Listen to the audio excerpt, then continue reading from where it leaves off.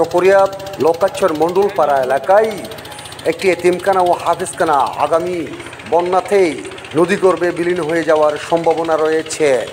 লোকাচ্ছর থেকে কৈয়ারবিল পর্যন্ত সড়কের মাতামোহরী নদীর কিনারায় পানি বোর্ড কর্তৃক জিও বুক দিয়ে স্পান নির্মাণ করেছিল।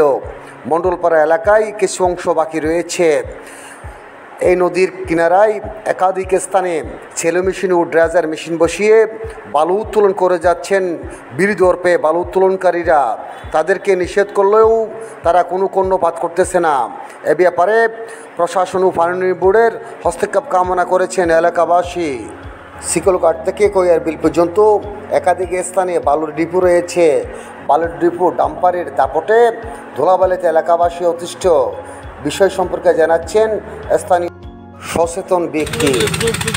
বালু তোলে এভাবে আর যেখানে এতিমখানা আছে এতিমখানা যে প্রতিষ্ঠান আর এই বিষয়ে হারাতে অর্ডার ইয়ে হই আর তুমি আর 24 ঘন্টা হাঁটাবার অনুগতি এটা আর হাতে না মানে যে চেয়ারম্যানে তোলে আগে সদস্যরে তোলে যেটা হাতে না মানে এভাবে আর এভাবে জুলাই ঘুরিয়ে যাবে।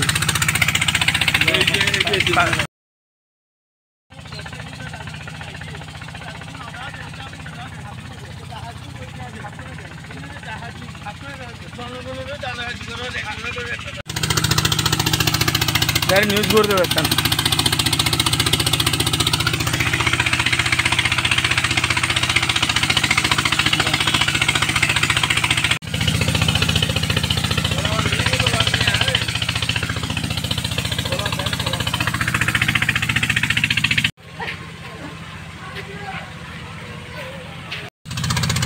কে মানে ডলার একটা ডলার বানাবেন নাকি কিন্তু ওরা গিয়া বাঁধে গিয়েছে না ঠিক আছে না সেই জন্য আমার ঘরে করে দিই।